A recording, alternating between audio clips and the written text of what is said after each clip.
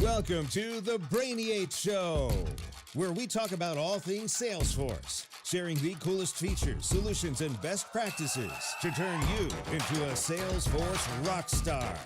Here's your host, former attorney turned Salesforce consultant and trainer, David Giller. Why does it hang? Why? I don't know why. I don't know why it hangs. Why does it hang? Happy Tuesday, everyone. I am really excited to see all of you here today. And I am super excited to be joined by, I'm facing the right direction, Jodi Hrbek. Jodi, how are you today? Hey, David, I'm great. I am so happy to be here and be here live with an audience. This is fun. So thank you so much for having me. Thank you. I am really excited about today's topic because, especially for those who have watched some of the recent live episodes that we've had, we are starting to dive quite a bit more into topics related to how to manage your Salesforce career in ways that most Salesforce professionals don't automatically think about. Meaning, it's not tied to having Salesforce certifications or learning Salesforce features or collecting badges or anything else on Trailhead. And some of these things are so critical to managing your career. And I know, Jodi, this is a topic that you are also very passionate about. And as it says on your caption over there, you wrote a book. Tell us a little bit about that. Yeah, thank you. So I'm super excited. It is due out in July. This is a book that I say is 20 years in the making. So I've been doing Salesforce for a living in some way, shape, or form for 20 years. And I have, I'm a big believer that the Salesforce admin role, by definition, is a leadership role. And it is a role where you get to influence people. I mean, think about the fact that your work actually has an impact on how employees engage with their tools and how effective they are and how efficient they are. In a lot of companies, you actually touch the customer experience as well. I mean, it's a very influential position, or it can be. And by the way, it has nothing to do with your title, right? What I'm talking about is the tool that you support, the application that you support.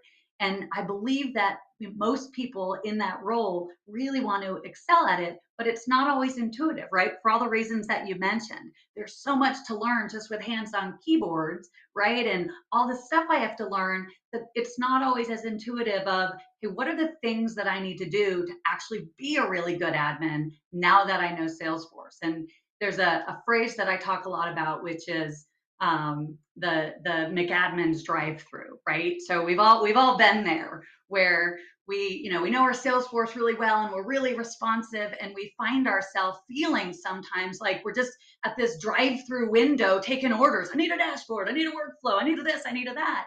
And it can be hard if you're not intentional to say, wait a minute, how do I get out of this tactical? And instead of being perceived as an order taker, actually get a seat at the table as a value add business partner. So it's a topic that's near and dear to my heart. So the book, it is not a how do I do Salesforce book. We refer to a few pieces of Salesforce functionality and context, but it's really to help people excel in the role, elevate the role, and as they say, transform from an order taker to a valuable partner. So topics that are near and dear to me, and that's why I'm so excited to be here today. So thank you. Amazing.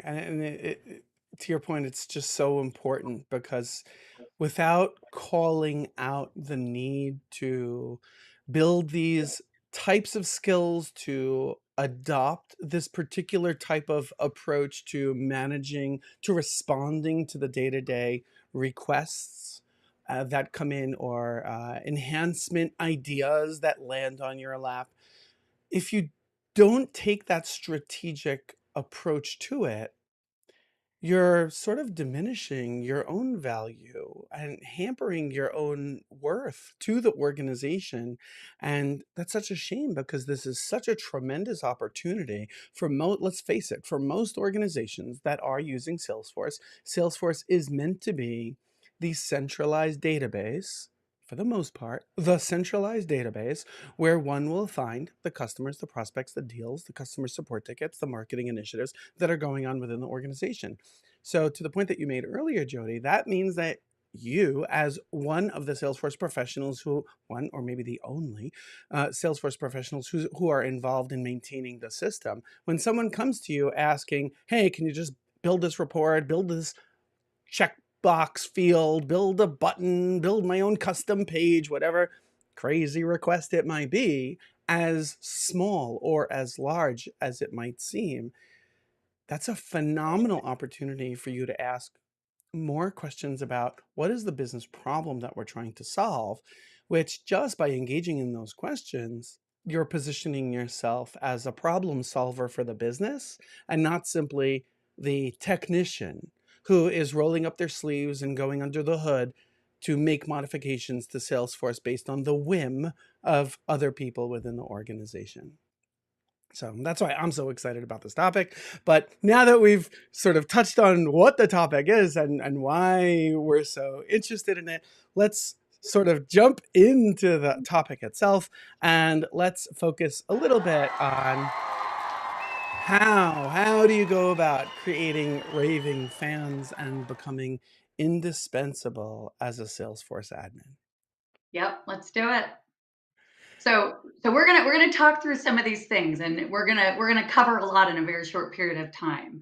So if it feels like some of this is brief, it's a little bit intentional. We wrote a whole book on it, but there's going to be a few things where, David, I want to stop and pause because I want to make sure that by the end of this we give some real actionable tips, and it's not just words. So we might not get through the whole list. There's actually 10. They align to the 10 chapters of my book. But I want to make sure that there's some takeaways here that people can go start doing today. So in a nutshell, just to prepare everyone, because I don't want anyone to feel like they sort of got cheated because we might have not taken the time to dive too deep into any one topic. We're essentially summarizing or sharing the framework of Jodi's book, which, as she said, took a lot of time to put together. We're sort of summarizing the highlights of that within this particular session and diving a little bit deeper into some, but we certainly don't have time to dive deep into all of the highlights that are elaborated on in more detail in the book.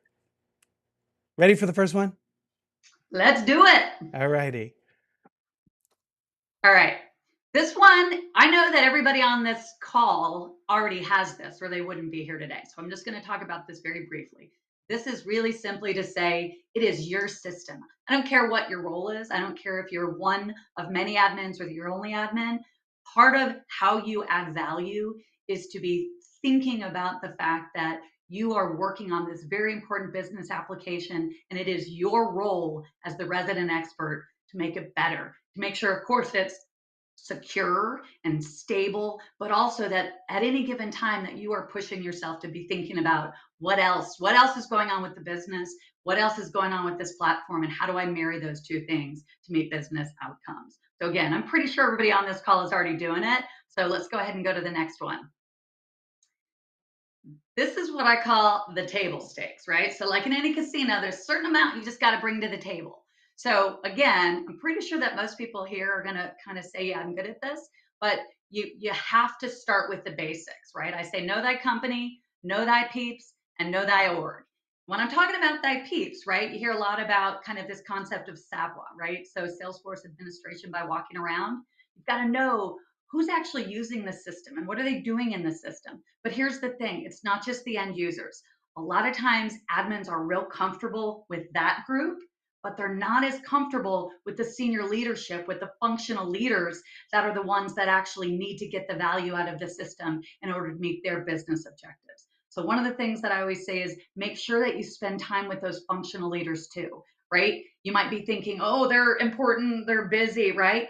I'm going to be bothering them. Heck no, this is a win-win. Just going in with that mindset is part of how they're going to get value out of the tool as well. So whether it's making sure that you're participating in their meetings, that you're having conversations that aren't just about, hey, what's this report you need? But you're saying, what's going on with the business, man? What's going on with the numbers this week? What are we hearing? What are customers saying, right? So know thy company, know thy peeps, and of course you got to know the org. So I'll just dive a little bit deeper into this. yeah,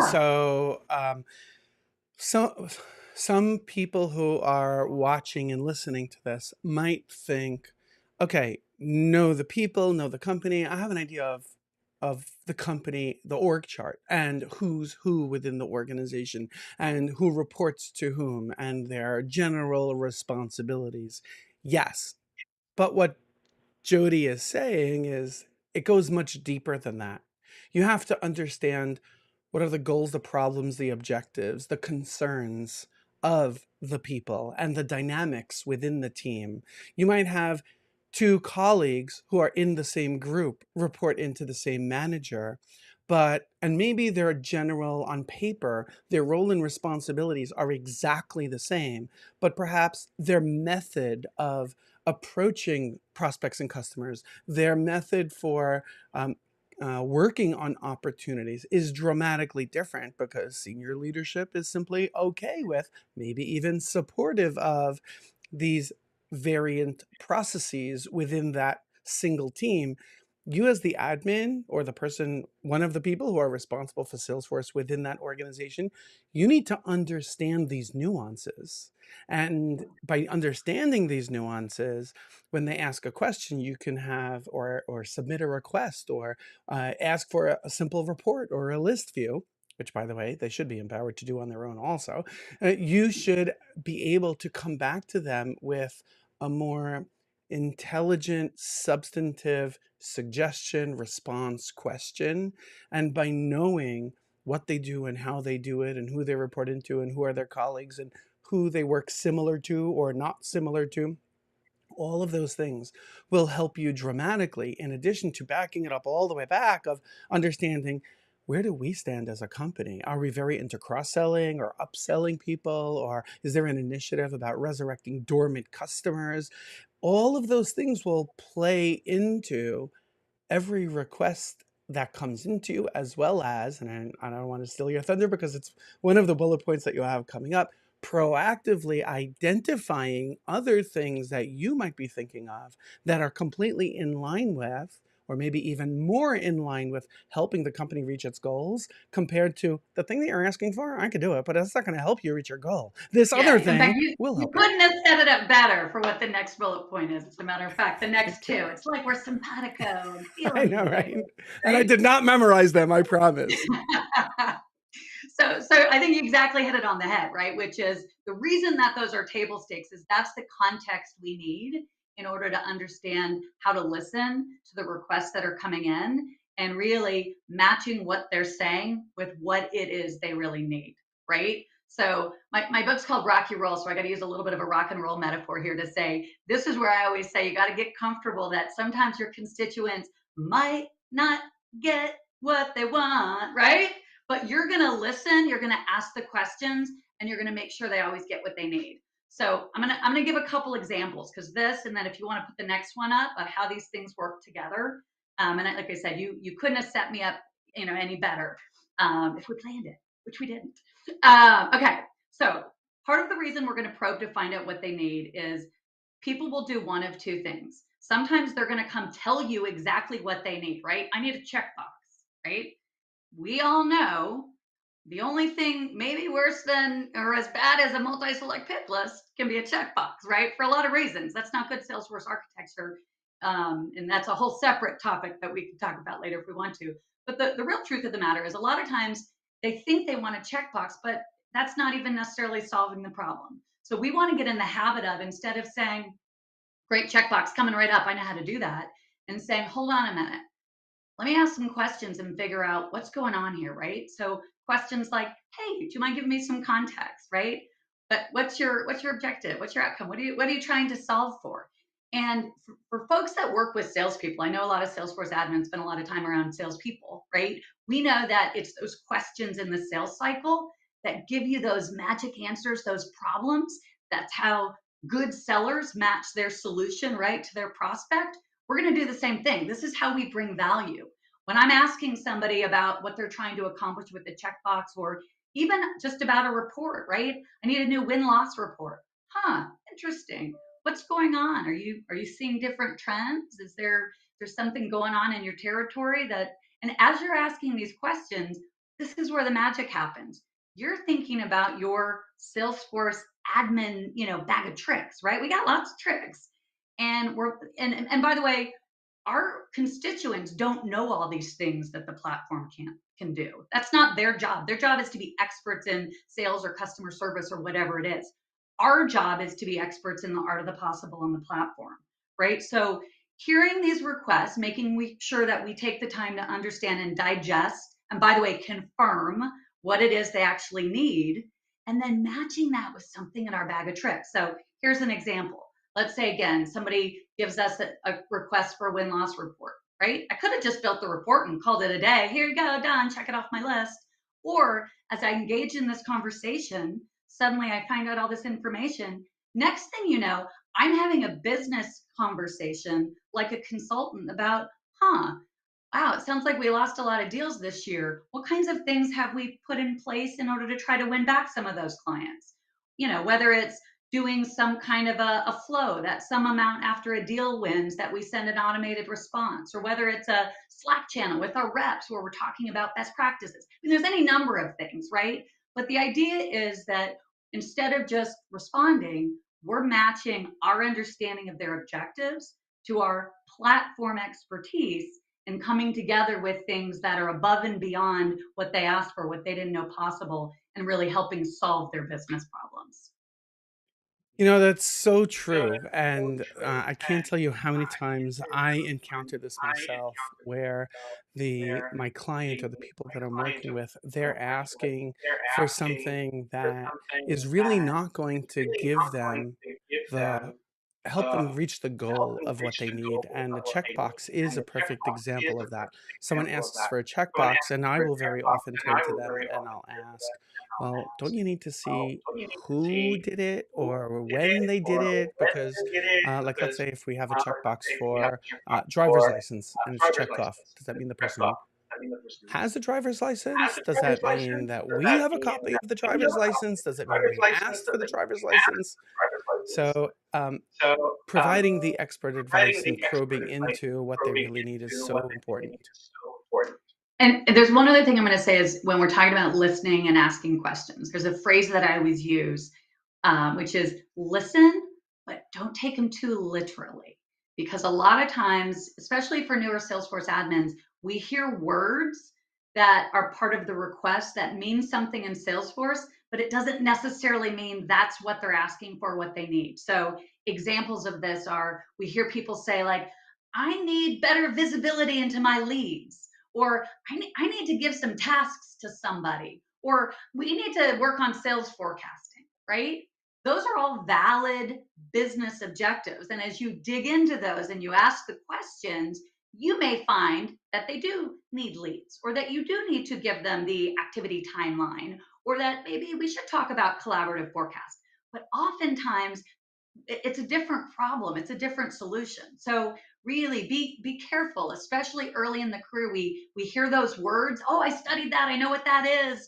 And we think it's an actual literal thing, but that's not always scratching the right edge. So listen, but not too literally.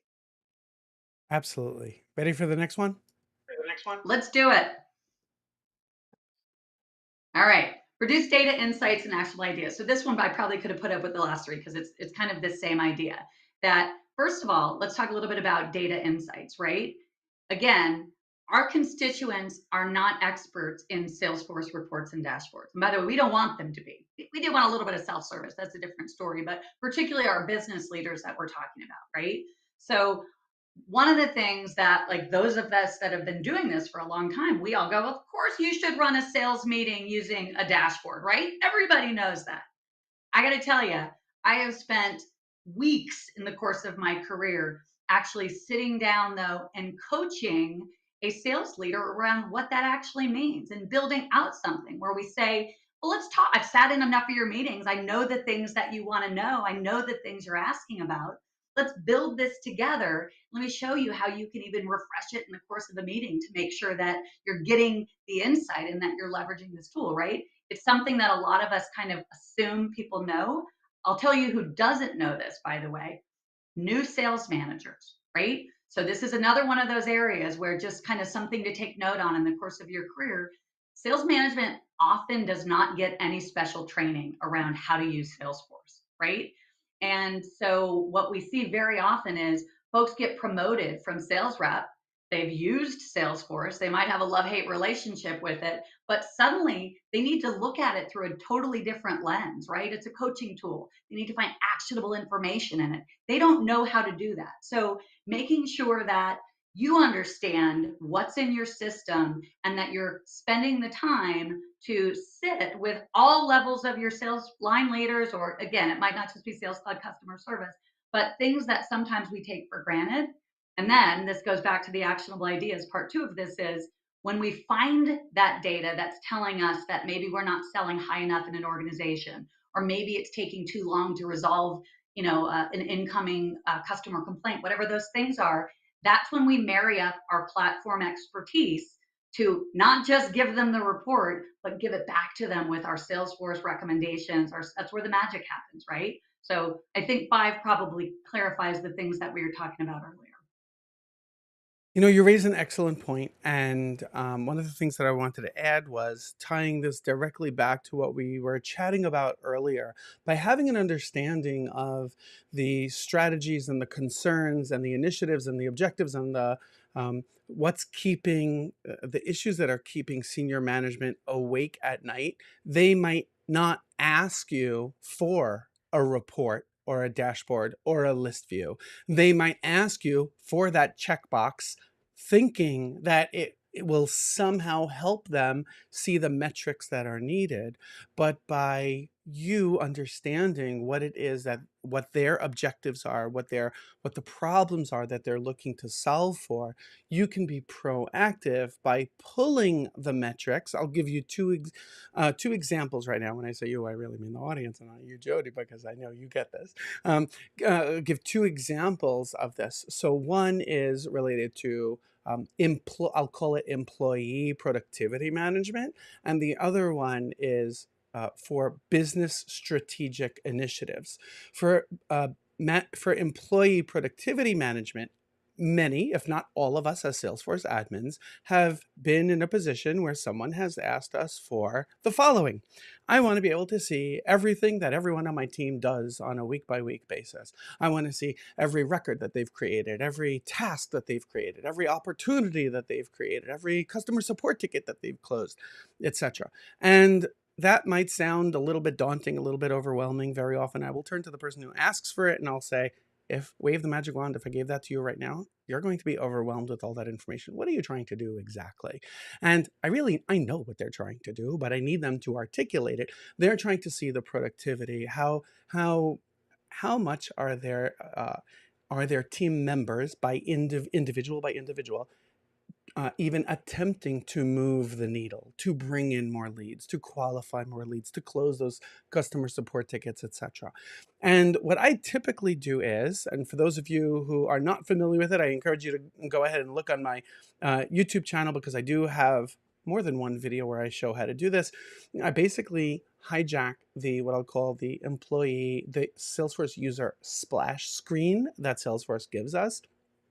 I basically repurpose that by putting reports, essentially dynamic reports, or reports that are dynamically filtered on there. So when the manager clicks into, or actually anyone clicks into that user's splash screen, it's now no longer a splash screen, it's actually an employee dashboard. It shows for this person, how many leads did they create? How many leads did they convert? How many leads did they modify? How many opportunities did they create? How many opportunities did they modify within the last week, last month, last year, whatever it might be?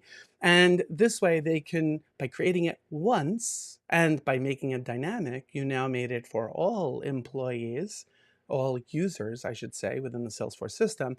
And you are now able to bullet point number 5, produce data insights and actionable ideas for not only the manager that came to you with the request, but for all managers across the organization.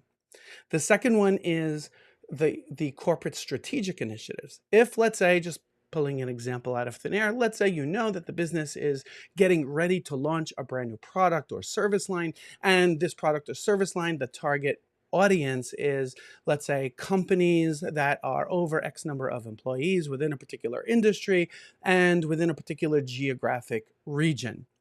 Well, if you know that we have the data in Salesforce, by the way, it holds true even if you don't have the data in Salesforce. If you have the data in Salesforce, go ahead and start pulling reports to show, by the way, here's all of the data that we currently have, the existing data set of all of those companies that match these criteria. And now you can start grouping it by account owner or by territory or by whatever you want.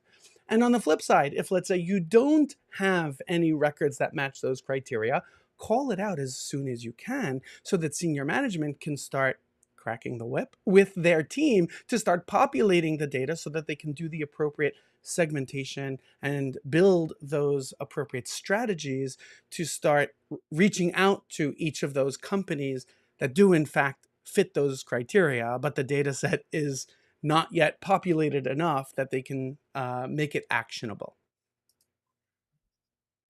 Yeah, by the way, if I had a bell when you said dynamic, I would have clicked it, because anytime you can do that, that's always adding value, right? It's adding value to your end users and you, something that you get to deliver to lots of people, but only have to build once. So woot woot for dynamic dashboards, dynamic links, and things that serve up the right content when people need it. So, Absolutely. but I was just going to echo as well, David, that most people have no idea what data is sitting in their database, right? So that's, again, that is domain expertise that you have, that you bring to the table as an admin, and making sure that people understand not only what they're asking for, but what aren't they asking for that they should be.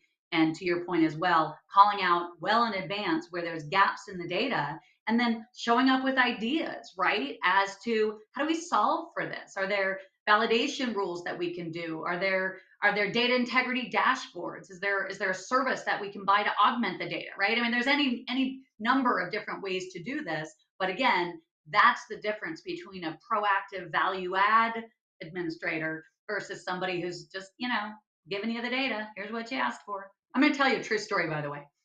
People don't believe me. I had a client once who was the Salesforce admin for 10 years, 10 years, 1 decade, and had never built a dashboard, right? Which, again, that's kind of table stakes for most people. And I said, how, I don't understand. How have you not done this? And she said, nah, nobody ever asked me to. So that's always the story that I tell, in the sense of the difference between ownership mindset, being proactive, being value add. People aren't going to ask you for a lot of this stuff, right? The value that you bring is, again, knowing the business, knowing the platform, marrying those things up to help meet business objectives. Love it. All right. Next one is providing context. Okay, this one's kind of interesting. I think it's important though, and it depends on kind of in the organization what context you need to provide. If you're working with people that have never used Salesforce or a tool like Salesforce, I think it's important for you to give them a little bit of context around what's easy, right? A lot of times people don't ask for things if they've never worked with a system like Salesforce before, because they think it's hard, it's technology, right? So there's something to be said for saying, I want to show you a few things. I want to show you that I'm not just going to give you fields indiscriminately, but as we start working together and finding things that might need to be tweaked or iterated, it's easy breezy, right? So that context is important. Equally important, though, is just because it's easy breezy, we also need to make sure that they understand that you don't get stuff in real time, right? We have a process that we look at. We have an intake, we have prioritization, we use a sandbox, we don't make changes in production. So both sides of those equations, I think, are really important. And then as well, I think it's important to provide context as we're kind of giving this expert advice around, again, is there something I'm talking about, a recommendation that I'm making that's a simple solution? Like, somebody's not selling high enough about in the organization. Hey, is there something better that we can be doing with opportunity contact roles? They're probably already in there and turned on. We're just not giving them enough attention, right? That's an easy solution. There's some other things that we may say, hey, if we did these 10 things and built this, we could, we could really revolutionize, your process. But there's going to be cost and time. So part of our expertise is making sure that everybody understands kind of level of effort. And by the way, part of your expertise as well is making recommendations, right? I'm not just throwing up ideas all over the place. I'm providing ideas, and along with that, my perspective and point of view around here's kind of what I'd recommend, maybe in the order of how I do it. What if we tackled a couple easy things right now and took our foot off the gas to see if they made a difference? Or what if we put some planning in place and did this next year, right? So bringing your expertise is around providing solutions, but also, some guidance so that they don't feel like they're just overwhelmed. She keeps telling me everything the platform can do. No, no, no, no. Telling you relevant things to consider and helping you think through what would make the most sense here for what we're trying to accomplish. I agree 100%. I just want to add on to that a lot of times what I find is that business users misinterpret, and it's very easy to do this, so I'm not blaming them in any way, misinterpret the intent of how to use or when it's appropriate to use specific features in Salesforce because of something as simple as terminology. So, for example, the when you see in Salesforce a button called New Event, and in many organizations, an event is a conference. In Salesforce terminology, an event is simply a meeting. It's something that has a specific start time and an end time. And in many organizations, they'll say that they've been using this event functionality and they don't understand it freaking sucks. Like, how do you track all of the people that you're inviting to the conference and all of the tasks associated to the conference? When they click new event, it's like bare bones, rudimentary kind of stuff. Yet at the same time, when they're trying to log a meeting, they're doing it by clicking the button where it says log a call. And I'm like, "Well, log a call, and when is the start time and end time for this meeting? I don't understand." So just by being able to provide context for native, out of the box Salesforce functionality, by demystifying some of the terminology for the team, it will help everyone get on the same page very quickly. Now, at the same time, some people might be thinking, well, can I just change the labels, uh, change the terminology in Salesforce? Although you can, I strongly recommend you don't do that for the primary reason. If I had to pick of all the, and I have a lot of reasons, the primary number one reason why you should not do that is because let's say you change the label of events and you call them meetings, or you change the campaigns label and call that conferences or events.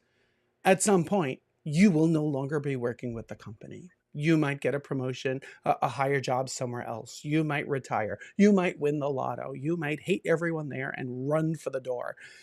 But no matter what, at some point, someone is going to need help with that particular feature, or they'll come across a YouTube video that Salesforce puts out showing new features on the campaigns tab. And they're going to be like, what the hell? We don't have campaigns. How come we don't have campaigns? I don't understand. We're paying so much money for Salesforce and we don't have the campaigns functionality. Or on the flip side, they call Salesforce tech support and they say, we're having a problem with the meetings functionality. We've got this area where it says campaign members. What the hell does that mean as it relates to meetings? And everyone is confused. The people asking within the business who are asking the question are confused, as well as the people on the receiving end of Salesforce support are confused. Why? Because everyone forgot that years ago we decided we are special and we don't like the native terminology. We want to change our own terminology.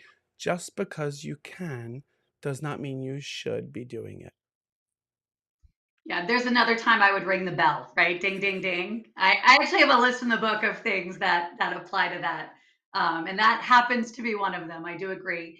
There's also a challenge where it doesn't scale, right? So, a very specific example in mind of an org that I have been a part of that years ago, the account word was changed to companies. But suddenly we have these other kinds of organizations that aren't companies, and it's very counterintuitive. So as hard as it is sometimes to just kind of go with the more generic, there's got to be a really good reason. And there's not a lot of things that I say like, trust me, I've been doing this a long time. That's one of them where I just say, trust me, I've been doing it for a long time. Second only to don't use a master detail relationship unless you really, really need to. It just leaves you so much more optionality. Little off topic, but I had to make a plug for that as well. It's well worth it. Don't worry about it. All right, Yeah, but I next think one. also that what you hit on there, by the way, was just another example of providing expert advice, right? that part of knowing the org, knowing the platform is that sometimes we have to say why things aren't a good idea. Sometimes that's a how we configure something. Sometimes that's a thing that shouldn't even be done in Salesforce at all, right? So that's part of it, is not just that we're doing everything in Salesforce, but we're always looking at it with the lens of the platform expert, again, marrying it with what they're trying to accomplish and being able to articulate why, right? Oh, I also do want to say, because a lot of times here I've said, like, we're not going to do what they've said. We always want to make sure that people feel heard, right? And that we're confirming our understanding, that we're leading with that. And that we're providing context around if we're making a different recommendation, why that is. So, all right, page from product management. So, product management is relatively new in the Salesforce community. I believe, again, having been doing this for 20 years, it's is a role that comes really much more out of traditional software development. And product manager, I'm going to um, simplify this way too much for my product manager friends that might be listening in. But very simply put, right, their job is to be the liaison between the business and the engineers in traditional software development. Salesforce admins really play that same role. And sometimes we're also the engineer, we're still building it. But there's a lot of kind of methodology around product management. And in particular, what I want to just mention here, it's really around kind of two concepts. One is what I'm going to say, have something to demo quickly and deliver in small chunks, right? So the idea is, especially with a tool like Salesforce, it is in our DNA that we can deliver quickly and we can iterate. And so sometimes people will come to us with really grandiose ideas. And I want to decommission this system and I want Salesforce to do all this stuff. And we end up with this project that suddenly is this big long project. And if I put it on the calendar, sure, we'll get this done by next year. Good product managers are going to figure out, how do we break that down into small pieces so that we're delivering value right away. Might not be perfect, right? But it's good enough that gives us an opportunity to make incremental change. It's less risky. People get faster time to value.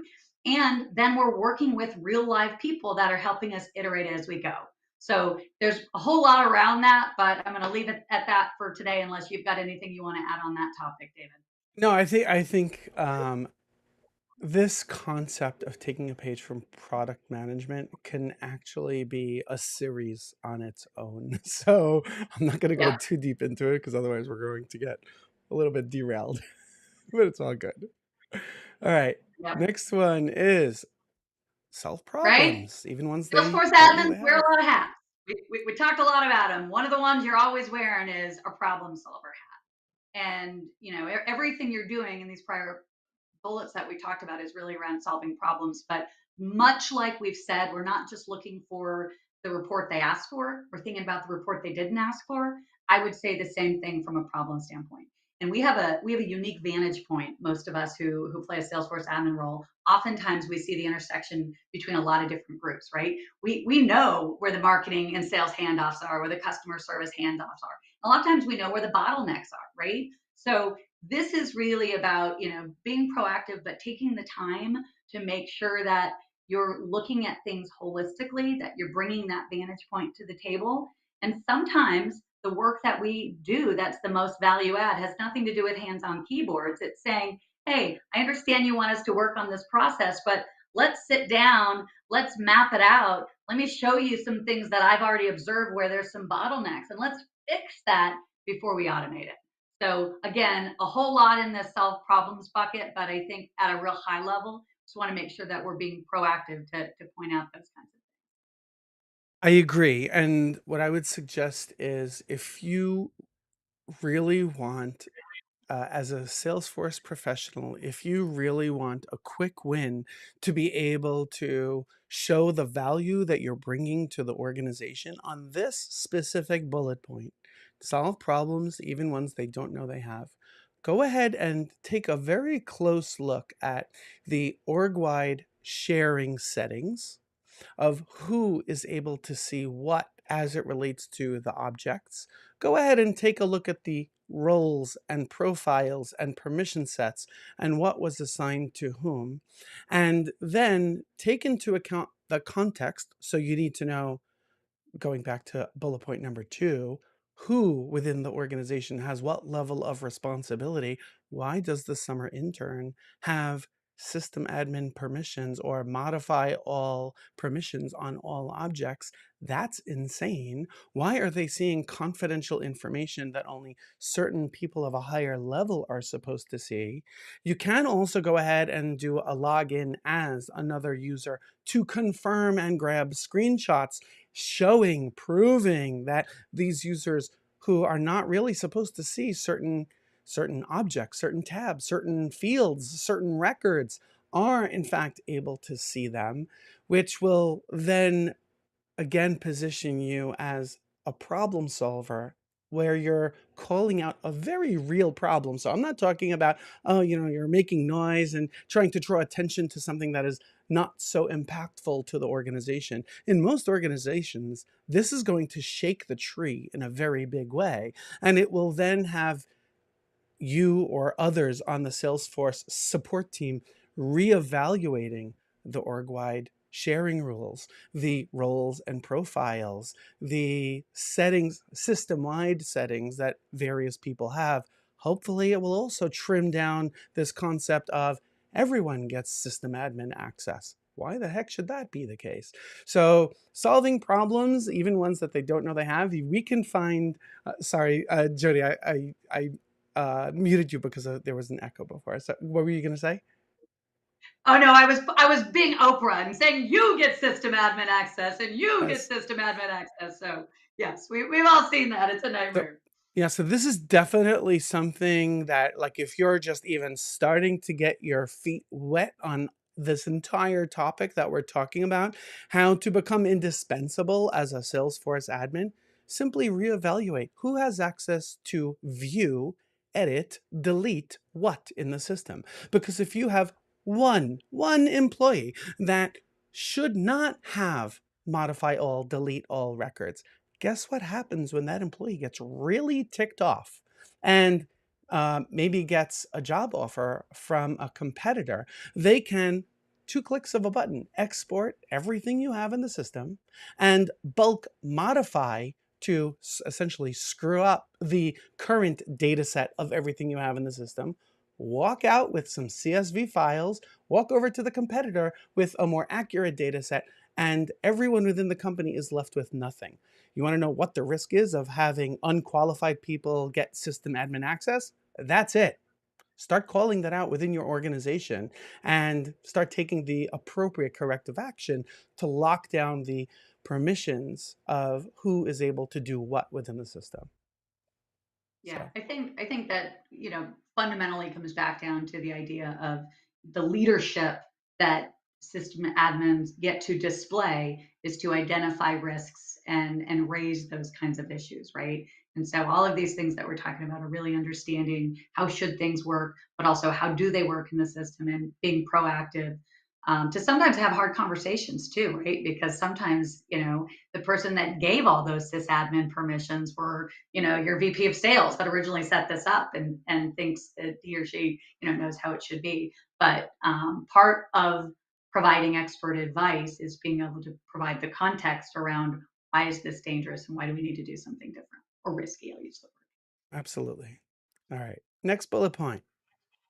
All right. Everything we've talked about so far, right, is about being proactive. I mean, that's a big one. But there's a couple things in particular that I think are really important that just again, I'm not gonna have time to go into them in a lot of detail. But one is I talk about something called bonus features, right? This again gets back into there's gonna be a lot of things that people are never gonna ask for because they don't know the art of the possible. So part of the fun that you get to have with Salesforce, is figuring out all these things that we can do that add value and wow your users that are easy breezy, quick wins that are things they're not going to think to ask for. So anything as simple as the confetti on a path, setting that up. Very simply, I have done some of the most complex approval processes with a permission, of 100 different permutations. And yet the thing that got everybody like wild and crazy was the fact that we had these crazy graphics as the approval moved through each stage that told them visually where it stood, right? So there's a number of things that I list out, but I call those bonus features. So, get to know your favorite bonus features. Make sure that they really are quick and easy. I'm not talking about go do a bunch of things somebody didn't ask for, but I think it's a bag of tricks that you'll grow and get comfortable, that that these are things that you've seen over time add value. So bonus features. Number two is making sure that you have proactive monitoring dashboards, right? So this is different than the dashboards that we build for our end users. I always say if something breaks, I want to be the first to know. If I'm building something new and deploying it and it's not working, I want to be the first to know. If I've got mission critical reports that people are looking at and it's dependent on a particular field or automation, I want to be the first to know. So build yourself a set of dashboards that you look at every day, and the goal should be zero, right? I should have 0 records where this is happening and 0 records where this is happening. You can marry that with your product management lens, where maybe I'm looking at something I rolled out, both in terms of is it working and how are they using it, and that's helping me come back to the table with tweaks and iterations and suggestions, right? So being proactive about what you built and making sure that that's working as expected, and getting adopted. And then lastly, there's a checklist that I provide that I think every time we roll stuff out, right, it's the little things that can make an impact on the system. So, simple things like, are our fields spelled correctly? Are they aligned correctly on the page? Because we've got, we don't have big long ones and small ones. And do we have our related lists with the right fields showing? So if I go look at a default tab, I actually see some data. So those, again, all fall into this things that people are likely going to never ask for, but really make a big difference in terms of how the system works. Absolutely. Ready for number 10? Number 10, quick and easy, because I want to leave time for questions. Communicate like a Salesforce pro. Everything we're talking about here at the end of the day is around communication, right? First, how you listen, how you make sure that you heard the right things, that you clarify for confirmation, that you lead with your point of view, right? Those are things that differentiate you from an order taker when you're putting your perspective out there, and making sure that it aligns with the business needs. So I'm going to leave it at that, David, because I'm hopeful that we've got some time to see what folks are thinking about, or to hear if any of these resonated. Yeah, we do have a couple of questions to address. Before we get to that, let's show folks your PDF. You ready? Yep. Yep. So this is where you can get it. A shameless plug, I have to say, sfadminbook.com. The book is due out in July, but you can go there and you can get your 20 must-ask questions for Salesforce Admin Pros. And this is kind of a cheat sheet that you can use to get to the heart of some of these issues that we're talking about. By the way, you don't need to ask all of these at once, right? Somebody's going to feel like they're getting interrogated. So the goal is to find a few of these things that resonate with you, put them in your words if you want to, maybe put them on a post-it note or stick it above your computer. Just get comfortable kind of taking that breath and saying, tell me more. Can I have some context? What are you trying to achieve? And by the way, not just for requests, right? This is also for questions that you're getting. Consider that like, why do you ask? That's interesting. So just generally speaking, these are some cheat sheets that you can use to get the questions in as well, to make sure that you're confirming that what you heard and playing it back. Love it. All right, let's move over into Q&A. So we do have quite a few questions.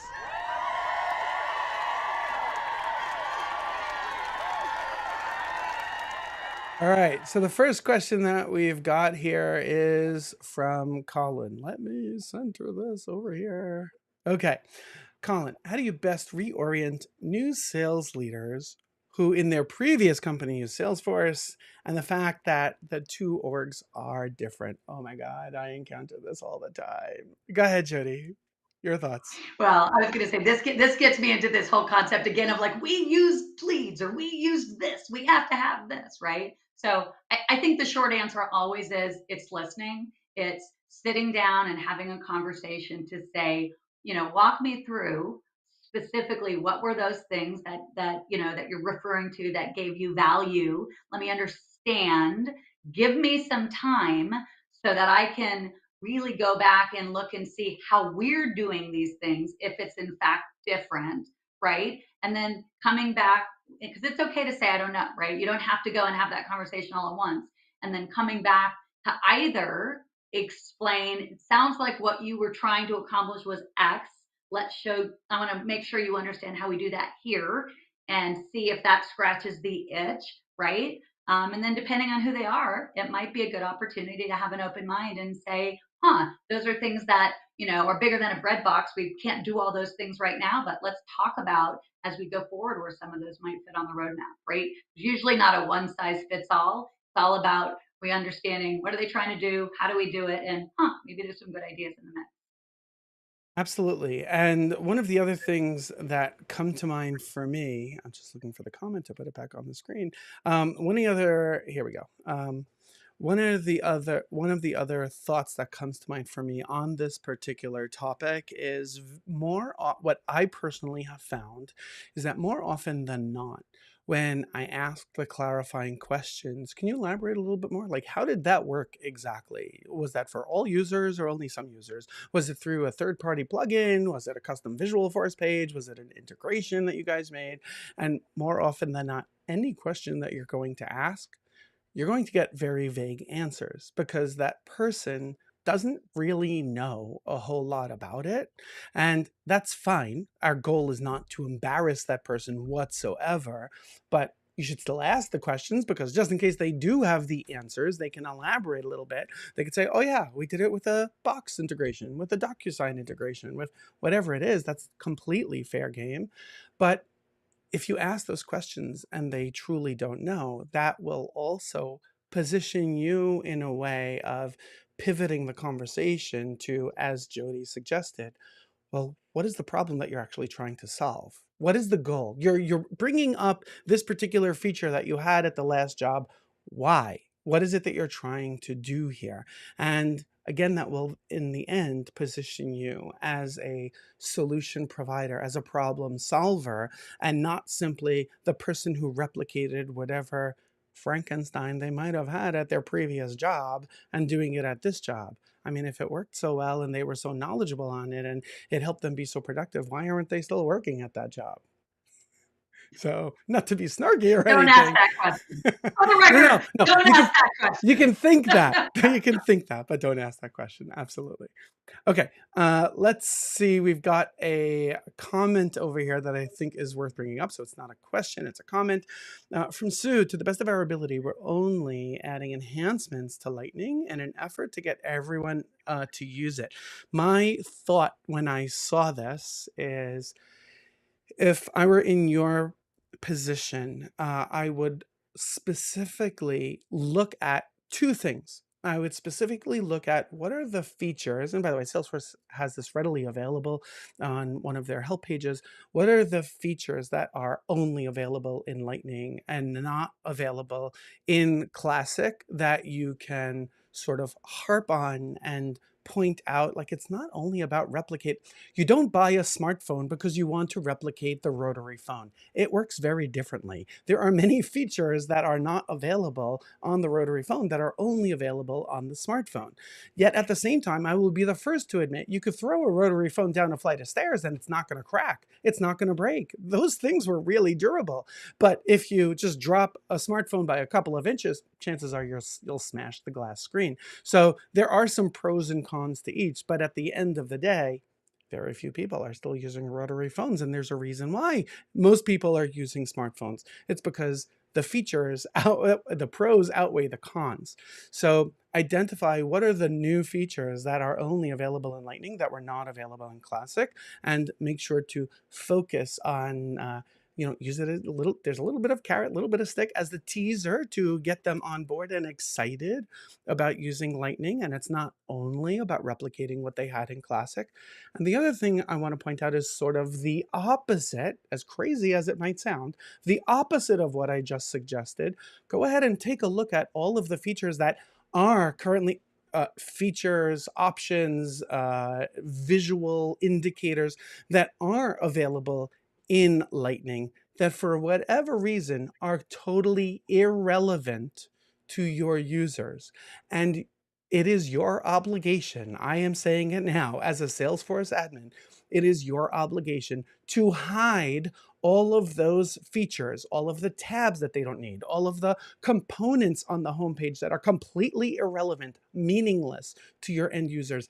Hide all of those from the users so that this way you are making the interface cleaner, more intuitive, easy to learn, easy to understand, easy to navigate, and that will help you in a dramatic way. It's not just about perpetuating what we had in Classic, but now we're doing it in Lightning, because by doing that, it sort of seems meaningless. It's a waste of time. It's a waste of energy. We're still, we're learning this new interface, but we're still doing the exact same thing. So there's not a whole lot of value add there, but there is a lot of value add in hiding the distractions and calling out the new features that are going to help the team be more productive and do more in less time than they were able to before. Jodi, thoughts on that? No, I completely agree with you. That's part of our value add, right? Part of the checklist is making sure that we're getting rid of stuff we don't need. I'm going to jump to one of these questions because I want to make sure we get to it. Yes. Um, Which one? I'll put it on the which is screen. the one about the approval process visuals? Yes, let Did me I put it up mention here. that? There we go. Yep. So specifically, I was talking about I got a lot of rave reviews because we did this very complex approval process, and people got the most excited, even though we got rid of a whole bunch of manual effort, that there was a visual indicator on the screen and they could tell very quickly what the status of the approval was. Easy breezy. It's actually a formula field. And I should have you share out one of my very favorite things that I always recommend is this dorky examples of advanced formulas that Salesforce put out. It is such good reading for folks that are new. You want some inspiration around the art of the possible, but it's a very simple process to put some, whether it's a red, yellow, green flag, or, we had crazy visuals, whatever they were, that you can, go grab from the internet. But you can make it so something like that is popping up. And by the way, there's other places, right, that you can add fun visuals. Like you've always got great ideas, David, for where you can put emojis, section headers, and in your pick list. I think those are great ideas. Your tab icons, those are another thing. Like have fun with that stuff, right? By the way, know your company culture, right? As much fun as you're going to have. This gets back into the know thy company. But if you work somewhere that has a sense of humor, and of course you want to keep it all reined in, but put a little bit of that levity into your system. It goes a long way. Absolutely. I'm trying to be sensitive to the time, so we've got 2 minutes left. Let's put this question up first, and then there's, I think, one more that we should really call out. So what apps/tools would you recommend for review of permissions and profiles? So on the one hand, there are many different apps that are out there that can help you get an understanding of the permissions and profiles. My recommendation would be, before you install any app, and I'm not trying to diss any particular app on the App Exchange, I would suggest first go into setup and go into organization-wide defaults for the sharing settings and just take a look at what's going on over there. Because if in there you have public read write for various objects, that by itself can solve your problem. Because if any particular object, let's say opportunities, is public read write, that means everyone can see everything. You don't even need to look at roles and profiles or permission sets. Everyone can see everything. It's opened up. It's like giving the master key to every user to be able to do whatever they want on every opportunity record in the system. So I would definitely start there. Then the next thing that I would do is run Salesforce Optimizer in order to see all of those profiles and permission sets that are not assigned to anyone. Go ahead and then delete them so that you don't even need to look at them. And then with what you have left, all I would do is pull a report of all of your active users, their name, their job title, their department, who they report into, and their role and their profile, and start sorting it. Sort it by department, sort it by alphabetically, sort it by profile. And that will start to indicate who's got what type of settings so that you can make some intelligent decisions from there. So you don't really need any third-party app in order to take some massive corrective action here. Jodi, your thoughts? I would totally agree. The getting to know thy org, right? Do you know who, who's in what profile? That's key. The only other thing I was going to add, because I think you kind of nailed it, is there is a place actually where somewhere in your setup where you can look at a list view for a particular permission. So there are a couple permissions that are particularly risky, like the modify all data, some of those. So that's another kind of quick thing you can do if you just want to highlight those most risky things and just be able to see who's got those permissions. Excellent point. Okay, last question from Joanne. Is there a place to locate fun bonus features that are quickly enabled? So I guess my answer would be yes, they're everywhere, but it really depends. And it goes back to Jodi's point of knowing thy org, know thy users. If your users are, let's say, taking phone calls, by the way, usually when I'm working with a brand new prospect, so they're not yet a client of mine, and they're trying to understand what Salesforce can do for them, they're struggling, or maybe they haven't used Salesforce yet, I will share my screen in a demo org, and I will simulate answering the phone, because chances are that 90% or more of users are actually answering. They'll get a phone call and they have to answer the phone. And on the phone, on the other side of the phone is a customer or a prospect. So what I'll do is I will simply simulate right there. I simulate it's Monday morning. I open up my screen. I get a phone call. Phone rings. Pick it up. David Giller, how can I help you? And the person on the other side says, "Hi, my name is Kim Kardashian," whatever. So I go into the search box on the top and I start typing Kim. And before I ever type anything else, I type 3 characters, K-I-M, and the system is automatically saying, "Oh, is this what you're looking for?" It's just calling it out, and then calling out that when I click on it and I get to the contact, I can now see the related list quick links. So if her second sentence is, "I'm calling about," let's say, a customer support ticket, I'm calling about a deal, I'm calling about a webinar that I attended last week, I can immediately see all of those records immediately without even clicking, just by hovering my mouse. So those features that I just called out, search and hovering with a related list quick links, those are not that sexy, but to the user who is struggling with a time sensitive, common use case, that's freaking out of this world. That's amazing. Anyway, Jodi, your thoughts. No, I was going to say the best advice is to, to go where the ideas are, right? So if you're not spending time on the community, if you're not, going out and reading some of this material, I get my best insight from, I go out and see what's on the App Exchange, right? I mean, like, I'm a nerd, you're a geek, I'm a nerd, but like that's fun because that's where the ideas come from. So there's lots of inspiration. But then I was going to say it's a really shameless plug, but I might have to end with it. Yeah, there is a place. It's in my book. I've got a whole list. It's coming out in July. Awesome.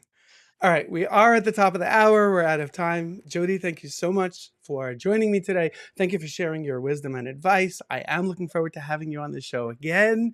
Looking forward to hearing about the book release and reading the book. Thank everyone else for joining. Jodi, thoughts?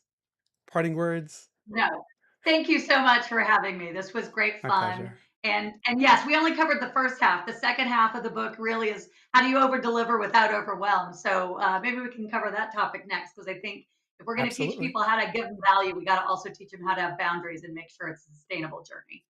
Love it. All righty. Thank you, Jodi. Thank you, everyone, for joining us today, and we'll see you next time. Bye-bye. Thanks all.